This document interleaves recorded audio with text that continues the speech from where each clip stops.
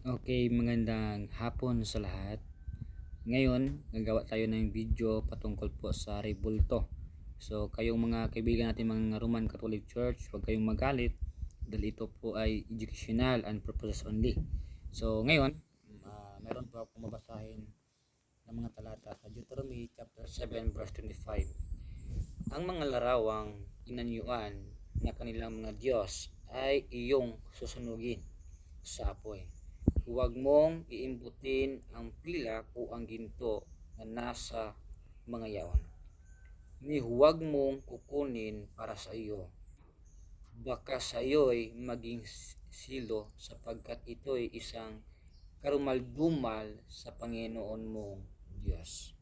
So ito pala ay mga ginawa o mga larawan, mga rebulto na ginawa ng tao. Kaya nga sabi ng Bible sa Deuteronomy chapter 5 verse 8, huwag kang gagawa para sa iyo ng larawang inanyuan na kawangis ng anumang anyong nasa itaas o sa langit o nasa ibaba sa lupa o nasa tubig sa ilalim ng lupa. So, wag kang gagawa ng mga kawangis ginawa ng tao, no? Kasi mayroon po mga talented na mga tao na ayon po sa Isaiah chapter 40 verse 20, Isaiah chapter 41 verse 29, Isaiah 44 verse 9, kailangan mo yang isunog, no? Ilagay mo yan sa apoy para yung mga rebulto na ginagawa ng tao ay isa pong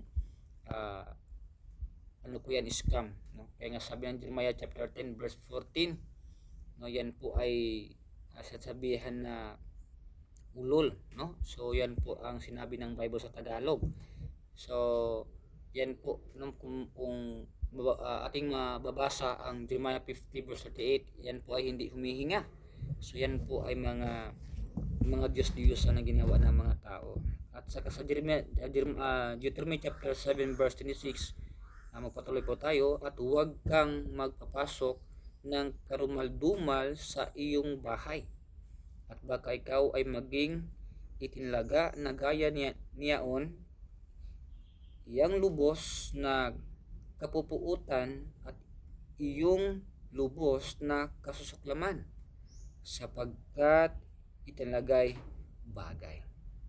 At ito pa yun, no, mga kapatid, mga kaibigan, sa Deuteronomy chapter 37 verse 15, sumpain ang taong gumagawa ng larawang inaniwan o binubuo bagay na karumaldumal sa Panginoon, nagawa ng mga kamay na ng manggagawa at milagay sa dakong lihim, at ang buong bayan ay sasagot, magsasabi siya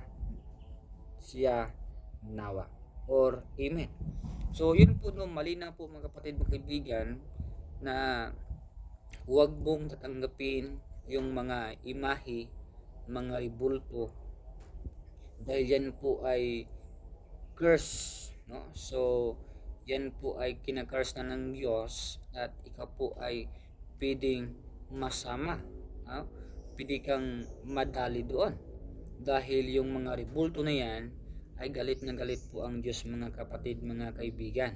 Kaya ayaw ng Diyos sa mga tao na tatanggapin mo yung mga rebulto. Kahit kamukha mo yan ni Kristo, tandaan natin mga kapatid, mga kaibigan, wala pong naka-identify kung ganyan ba ang mukha ni Kristo, no? Kasi noon sa time ni Christ wala pang cellphone. So kaya nga sabi ng Bible, sumpain ang taong gumagawa ng larawang inanyuan o binubuo bagay na karumaldumal sa Panginoon, nagawa ng mga kamay ng manggagawa. Yan po ay gawa ng mga kamay, no? Gawa po ng tao at hindi po yan totoong Diyos.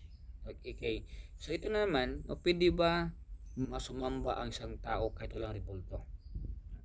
So kung pwede naman, bakit mo ilagay yung rebulto tapos ikaw ay nakaluhod, no? So meron diyan sa Bible, kung ating babasahin ang Isaiah 44 verse 9 and 17, no, bakit ka nakaluhod, bakit mo dinadalangin? Hindi naman yan totoong Diyos. Yun po malinaw mga kapatid, mga kaibigan, na kung ikaw ay isang Kristiyano, so wag mong tatanggapin yung mga rebulto na yan dahil hindi po yan blessing. Yan po ay curse, no? Okay? So curse yan. So napakabigat po, no? Pag ang Diyos po ay mag-curse sa isang tao dahil ayaw ng Diyos.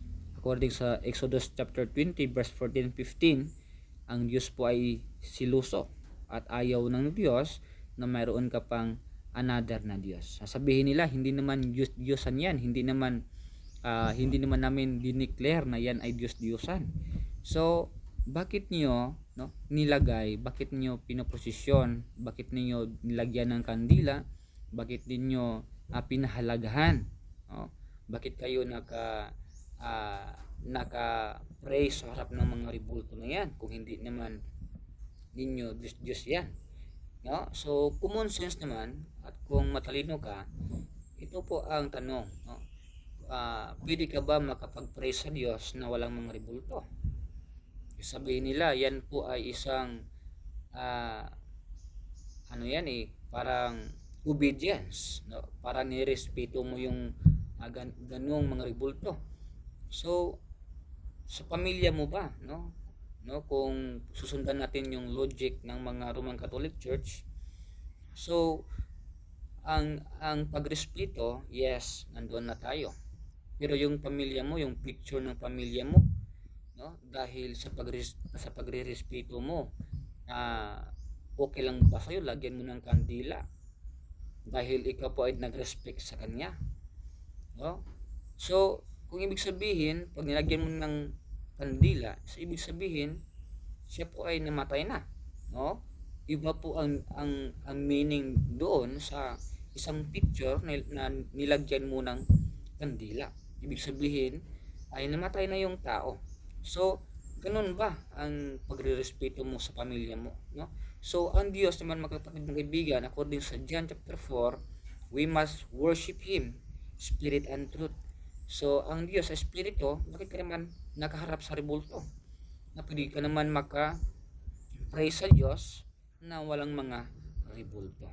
So yun po, malinaw mga kapatid, mga kaibigan, na ang rebulto na yan ay huwag mong tatanggapin, no? Dapat susunugin mo yan para hindi ka ma-curse. Yun lang po, maraming salamat. Follow and like and share.